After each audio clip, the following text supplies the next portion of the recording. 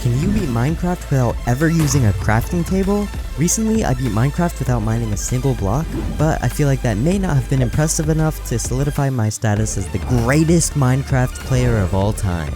And that's just unacceptable. So I set off on my quest to beat the game without crafting. Now, unless I could find a bucket, I'd probably have to somehow trade for a diamond pickaxe to build a nether portal. And since both diamond pickaxes and buckets can only be crafted in a crafting table, I had to get these items through unconventional means. And I figured it'd be faster to get a bucket first. So I did some research and found out that buckets can be found naturally in a savannah village chest, so I began my search for a savannah village, looting every structure I came across along the way, being sure to collect as many emeralds as I could since this run would probably rely heavily on trading with villagers. Eventually I found my first savannah biome and scoured it for villages. After one appeared, I searched through every single chest, but wasn't lucky enough to find a bucket, so I moved on to the next village, making myself a little horsey friend along the way. And since it was getting dark, I set up my base camp at a ruined portal, sparing no expense on the beautifully decorated stable I made for Rufus. Yeah, that's what I named the horse. By the way, I've allowed myself to use the crafting available in my inventory since it's quite literally impossible to beat Minecraft on a random seed without crafting ender eyes. I didn't even end up needing to find a bucket though, because I had collected enough obsidian from looting to finish this ruined portal. I was about as prepared as I was ever going to get, so I headed into the Nether.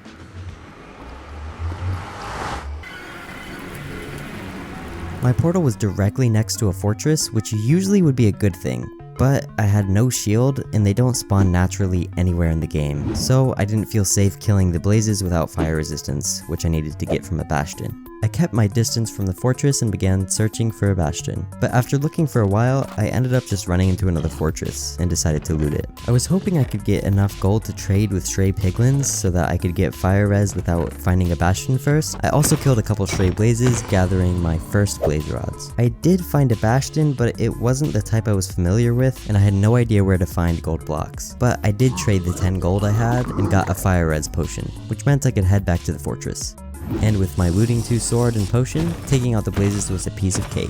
I now had all the blaze rods I need, so it was time for me to find another bastion. Or so I thought. I realized I couldn't even mine the gold blocks since I needed an iron pickaxe or better. So I did some research and found out that I can either trade for a better pickaxe or find one in a blacksmith chest. I made my way back to the portal, grabbed Rufus, and started my journey of looting villages all across the world.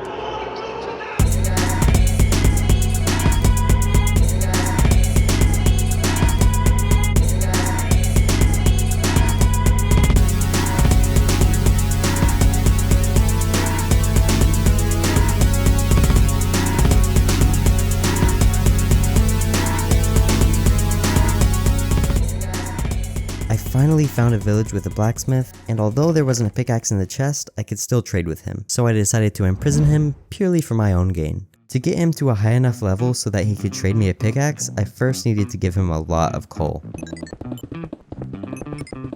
Now I traded all my coal with the villager, but it still wasn't quite enough for him to offer me a pickaxe, so I headed back to base camp to gather the iron I had in my chest, which would level him up even more. I came across a herd of horses, and I unfortunately had to abandon Rufus for a faster one. We'll just call this new one Rufus.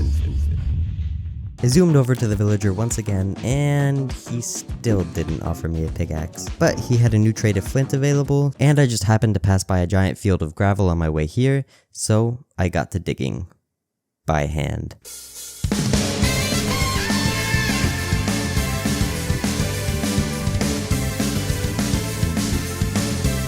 Now for the moment of truth. Will he finally offer me a pickaxe? Oh, for Okay, back to square one. I went searching for a new blacksmith. On my way I saw an igloo and noticed it had stone brick under it. I looked it up and apparently igloos have secret basements? Was it just me that didn't know this? Anyway, I looted it and it was pretty cool. I even got a splash potion of weakness. I spent the next few hours of my life looking through countless villages in search of an iron pickaxe, with no luck. I traded with every blacksmith I came across, trying to get them to trade me a good pickaxe, but the Minecraft gods were not so kind. Both me and Rufus were getting exhausted from our journey, so I decided to head back to the base camp. We had traveled thousands and thousands of blocks and were ready to take a break. But on our way back, we came across a woodland mansion. I just couldn't pass up looting it. I cautiously crept through the halls, not wanting to confront any mobs. All I wanted to do was loot a few chests. Then the pyromaniac in me got an idea.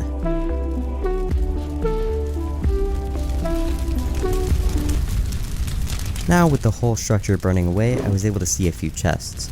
On my way to loot them though, I was targeted by Vexes.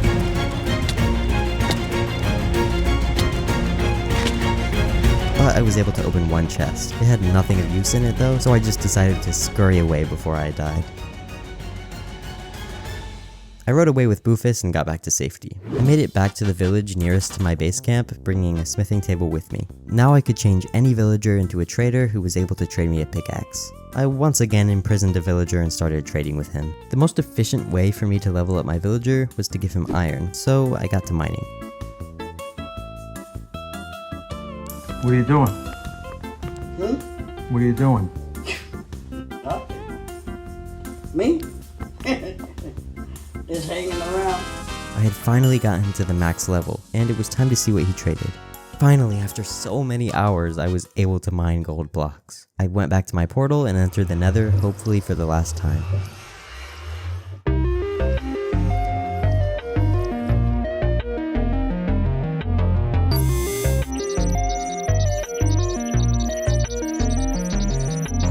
Eventually I found a bastion and traded until I got enough pearls to get to the end. I also got plenty of arrows to take out crystals once I got there. I had everything I needed from the Nether, so I headed to the overworld in search of a stronghold.